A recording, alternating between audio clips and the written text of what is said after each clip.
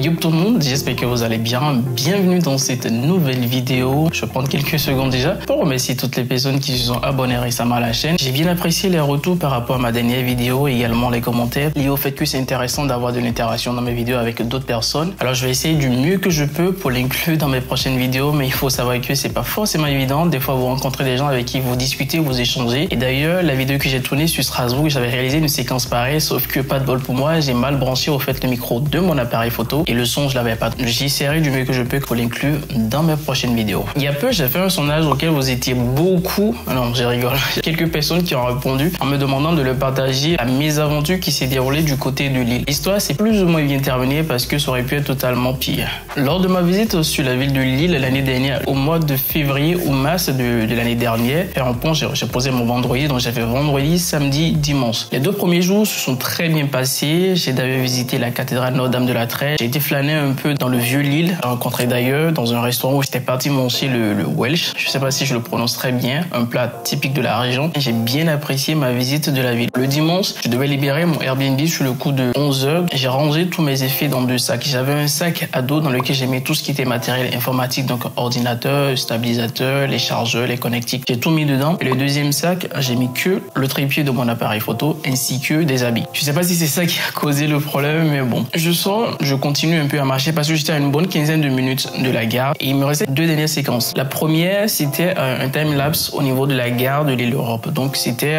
de prendre plusieurs photos à intervalles de temps réguliers pour illustrer le flux de personnes qui rentrent et qui sortent de la gare. Et la dernière séquence, c'était juste ma vidéo outro. J'arrive à la gare sur le coup de, on va dire, 11h, 11h30. Je trouve un endroit où je me pose, je dépose le sac à main et je commence à régler ma caméra pour la luminosité, l'exposition, de sorte à ce que mes vidéos soient de bonne qualité ou mon image soit de bonne qualité. Je finis de faire les réglages, j'installe le trépied et puis je mets l'appareil photo là-dessus. Je fais la vidéo d'outro parce que c'était celle qui était la plus facile à faire. Et maintenant, je vais lancer la séquence du timelapse. Je me suis dit, je vais tenter une première séquence déjà pour voir si ça marche bien, si les réglages me conviennent. J'ai lancé une première séquence de 100 images et dès que j'ai vu que les images étaient de bonne qualité, j'ai arrêté. Je me suis dit, là, je vais m'asseoir et lancer une séquence beaucoup plus conséquente de 500 images. Je redépose mon appareil photo sur le trépied. Je lance la séquence de 500 images. Pendant ce temps, j'avais retiré le sac à dos que j'ai déposé juste à côté du banc parce que j'ai mis le premier sac sur le banc, je l'ai décalé un peu d'un côté, j'ai mis le deuxième sac juste à côté du banc. Dès que je finis de poser l'appareil photo, je lance la séquence des 500 images. Il y a un truc dans ma tête, c'est comme un 6e sens qui me dit qu'il y a un truc qui va pas. Dès que je tourne, je vois que le sac que j'avais mis sur ma droite, il a disparu, on me l'a piqué. Dans la panique,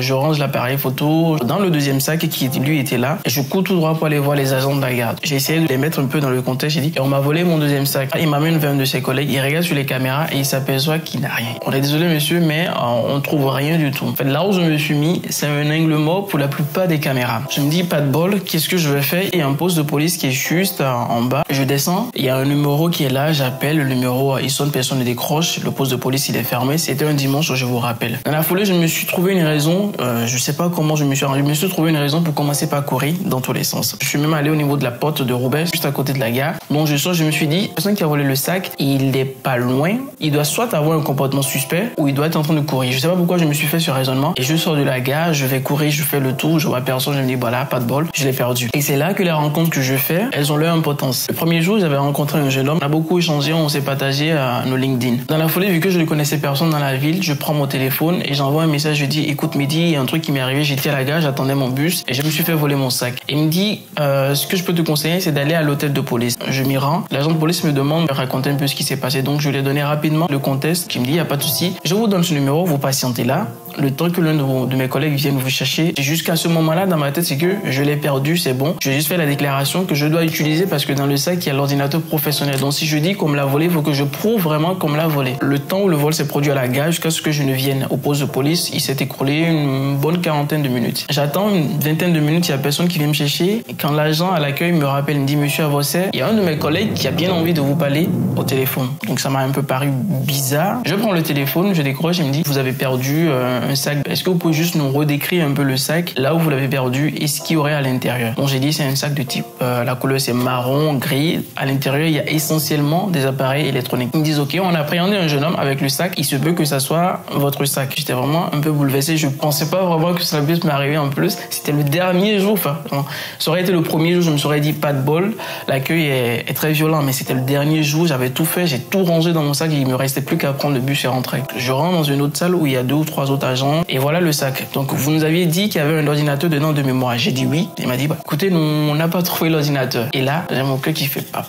Parce que j'avais pas en fait de disque dur et tout ce que j'ai filmé, j'ai littéralement tout sur l'ordinateur. Les quelques séquences que j'ai récupérées, j'ai filmé avec mon téléphone portable. Heureusement, je l'ai pas perdu lui. Je refais encore un autre type de raisonnement. Je lui ai dit, est-ce que ça serait possible de discuter avec celui que vous avez appréhendé? Ils me disent non, c'est pas possible. La procédure ne le permet pas. Estimez-vous heureux déjà de retrouver le sac. Et dès que je sors, je prends mon téléphone sur le coup à chaud. Je prends mon téléphone et je filme une séquence. Je fais voler mon sac à la gare le dernier jour. Il y a un imbécile qui m'a piqué mon sac. Heureusement, j'avais mon appareil photo encore avec moi, avec le trépied que j'utilisais. Et le problème, c'est que mon ordinateur, j'ai tous les rushs que j'ai fait depuis le vendredi, je suis arrivé. C'est totalement dingue. En soi, on va dire que j'ai perdu une vidéo, j'ai perdu un week-end. Je ne sais pas du tout ce que je ferai en fait par la suite sur ma chaîne.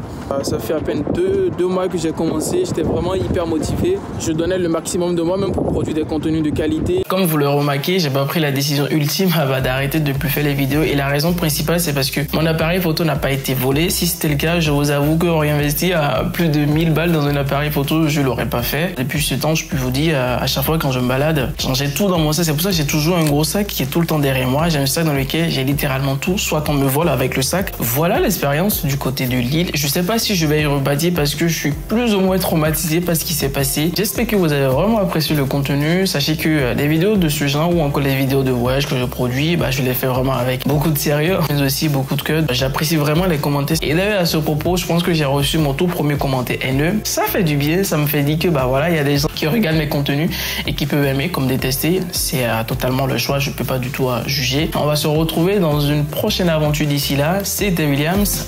Peace.